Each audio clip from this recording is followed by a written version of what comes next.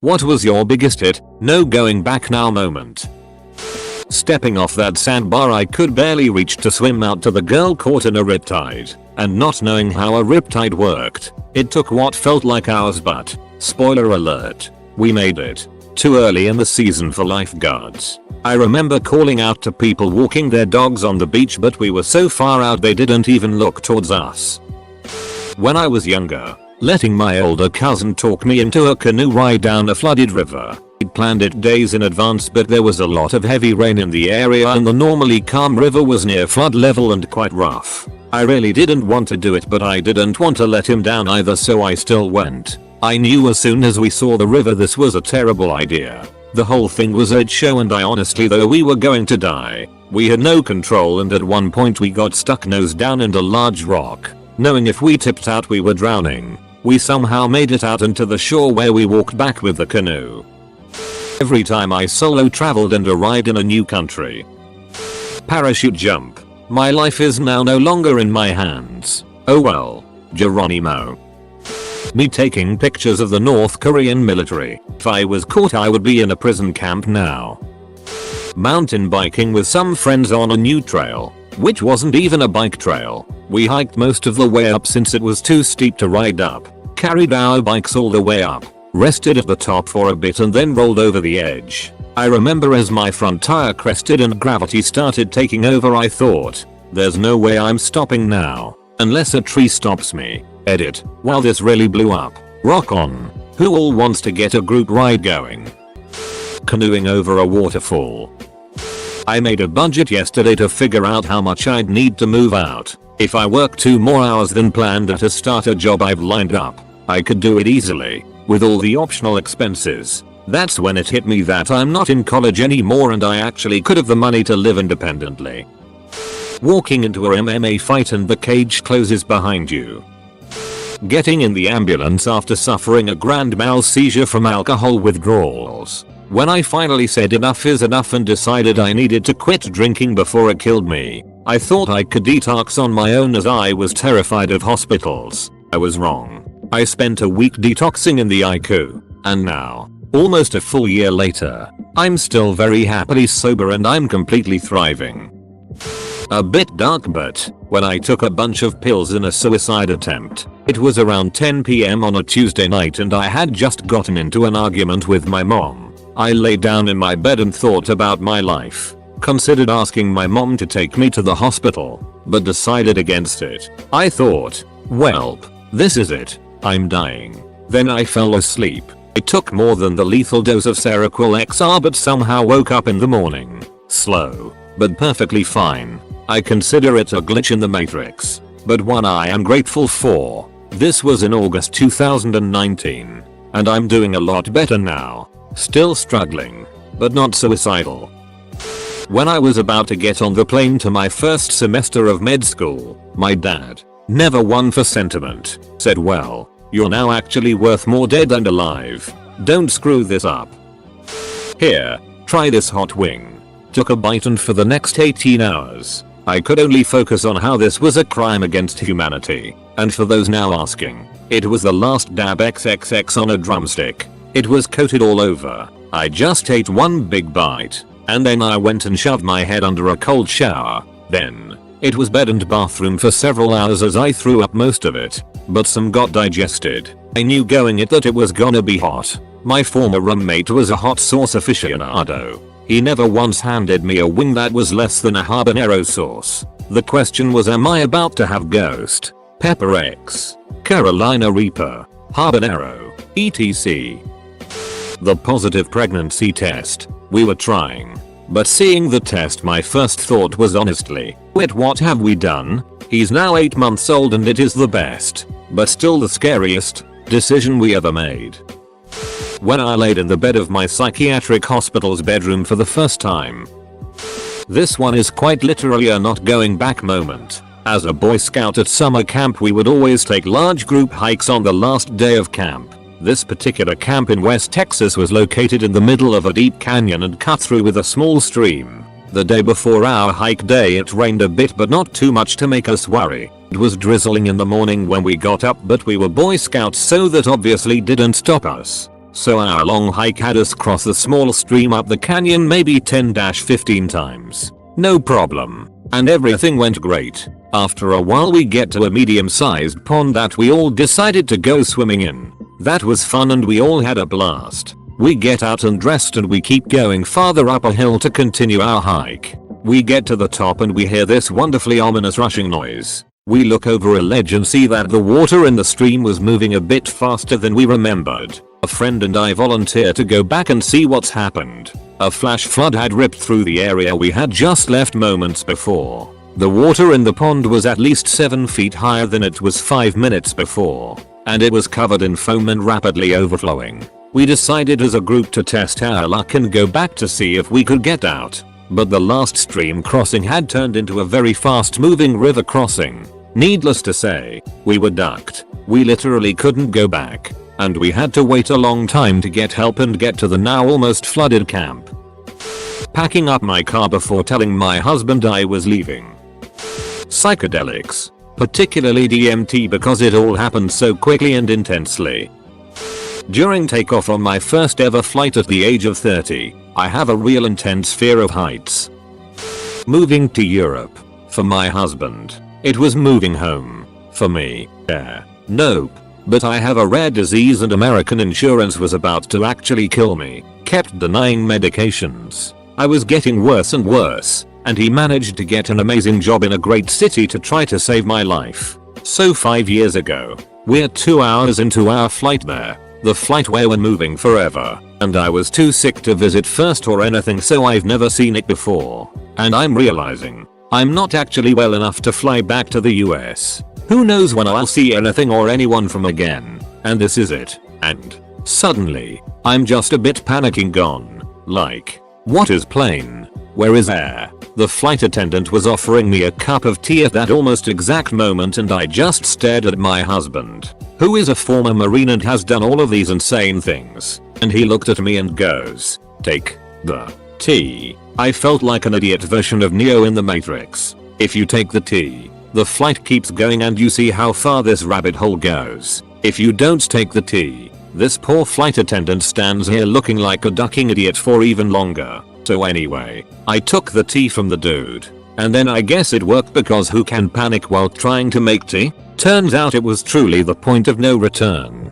It's been 5 years. The insurance is much better than the US. They've kept me alive when I definitely would have died. But I'm too sick to actually leave. I couldn't even go home for my grandmother's funeral. So, there really was no going back. Unless something kicks in.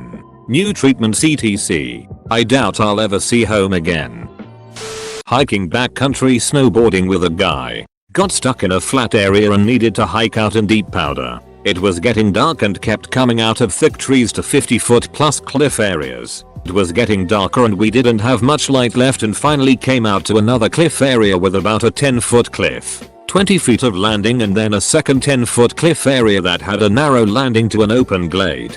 It was either go for it and don't fall and get hurt or start making a snow tunnel and get ready to sleep on the mountain for the night at East Vale Chutes in Colorado. We both made it through the cliff jumps safely but it was sketchy. When we got to town we both had a couple tall whiskeys and the first bar we got to and I was still shaking. Could have possibly died if we had to stay on the mountain overnight or got seriously hurt, and then died. Making the jumps to get to an area we could get down as it was getting dark but it was either jump or start making a snow shelter. We were definitely not prepared with backcountry gear and got lost in the area even though we had both ridden it a few times with some experienced people who had taken us down before. Scary and something I will never forget. 5 years ago my dog, Snoopy, passed away and he was my best friend for nearly 17 years. So I wanted a tattoo to remember him. One night after a bit of drinking I had my best human friend roommate draw a caricature of him on my right arm. I'm right-handed, so it was hard for me to draw it myself and I figured that would make it easier. It turned out to be even harder trying to tattoo myself with my left hand and while slightly drunk. Right after I messed up a line really badly I decided that I might as well keep going at this point since it was not going to look perfect anyway. It came out very sloppy and it's definitely the ittiest tattoo I have, but it is also my most cherished. I don't know if I ever want to get it touched up professionally because I kind of like how it's such a raw expression of emotion. Edit. For those curious as to what Snoopy actually looked like. Here is the last picture I have of us together a couple days before he passed, and here is the first. Getting off the bus and immediately getting yelled at in Great Lakes for Navy boot camp lol. I saw this cute girl and wanted to ask her out. As soon as I said hi to her I knew the only way to get out of it was to ask for her number. She was flattered but said no. Had this moment just now. Just handed in my bachelor thesis. When my abusive husband was doing his weekly ritual of interrogating me and accusing me of some made up infidelity and goes, well, what's the deal here? Are we just done? Before I could stop myself I was like, yeah we're done. He didn't know until that moment that I had already spoken to a divorce lawyer and the police and had all my ducks in a row to take the duck off. But I was planning on actually meeting with the lawyer before I told him. So then it was 2 weeks of awful Jekyll and Hyde bullet before I could leave. I have to say, even though I was like, oh it did feel so ducking good to say it though. Duck that guy. Hiking. Knowing that severe weather is on the way, I got about 8 miles in when it started. Dense woods, but rain was heavy enough that I couldn't see 10 feet in front of me. Crossed a small creek halfway through, which on my way back turned into a river from flash floods. I found a somewhat large rock sticking out from a hill and huddled under that for about 15 minutes while lightning struck close enough to hurt my ears and seriously rumble in my chest. Ended up having to follow the creek upstream until it got small enough to cross, which turned what was originally 2 miles of hiking trail into probably another 8 through raw forest. Maybe more, as it was pitch black when I got back to my car, and I had started at noon. Spent those hours bawling my eyes out and slipping in muddle mayo. Easily in the top 5 most terrifying experiences in my life. Guy in college said my name out loud as I had just finished writing it on the board to be put next to give a presentation. So I internally roll my eyes thinking, who's trying to bother me? NY turned around, saw his gorgeous smile, felt something in my chest and knew I was in for a ride. Ducked it up though. The other day I tried forcing the garage door closed while inside, cause it had been catching on something. It slid with a loud bang and I noticed the wire had disconnected from the springs. It wasn't going to open. It's like 800 pounds and the springs help carry the load of the door. So unless I got the wire back on the spring I was basically trapped. I found some gloves and some glasses hanging out in the garage already. Not safety glasses, but better than nothing. And had to essentially hold the spring with one hand, the wire with the other, and do a chest fly to pull it into place. Adrenaline is a hell of a drug. Heading towards a hedge at 30 miles per hour. Airborne. That last step out the back door of a C-130. That last step was a doozy. No hookup. Free fall. And a tie for first was when bullets started to come my way in Iraq. Shit got real fast. I was renovating 3 apartments and a 9-bedroom house at the same time. By myself. Bam. Quarantine. I just am going for it.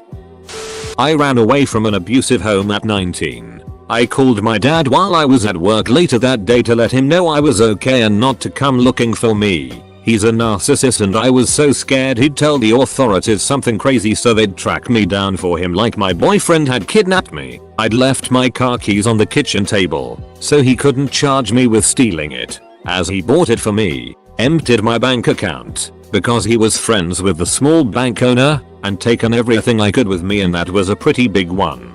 He said, you'll never make it without me and my money, and I just said I can't wait to find out. That was 7 years ago now, and I'm making it. Last summer I replaced my roof, standing on the ladder at the corner of the house with the shingle stripping shovel. I just stood there for 5 minutes thinking if I wanted to do this or not. Then I ripped off the first few shingles, and there was no going back.